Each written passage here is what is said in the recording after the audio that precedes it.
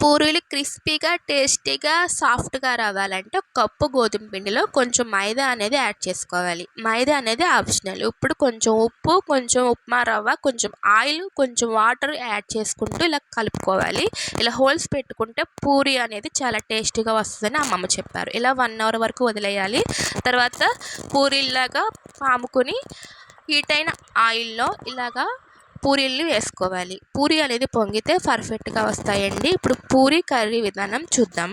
ఈ పూరీల పైనే కొంచెం షుగర్ పొడి యాడ్ చేసుకుంటే స్వీట్ పూరి అనేది రెడీ అయిపోతుంది. జీలకర్ర, ఆవాలు, పచ్చెనపప్పు, మినపప్పు, అల్లం ముక్కలు, క్యారెట్ ముక్కలు, ఉల్లిపాయ, పచ్చిమిర్చి, క్యారెట్, పసుపు వేసుకుని వాటర్ కూడా యాడ్ చేసుకొని బాగా మసిలిన తర్వాత కొంచెం శనగపిండిలో వాటర్ యాడ్ చేసుకుంటూ ఇప్పుడు బాయిల్ అయిన మిశ్రమంలో వేసుకుని ఒక 10 మినిట్స్ బాయిల్ అయిన తర్వాత దించేసుకుంటే పూరీ కర్రీ అనేది రెడీ అయిపోతుంది. ఇలా పర్ఫెక్ట్‌గా పూరీ కర్రీ, పూరి అని రెడీ అయిపోతాయండి.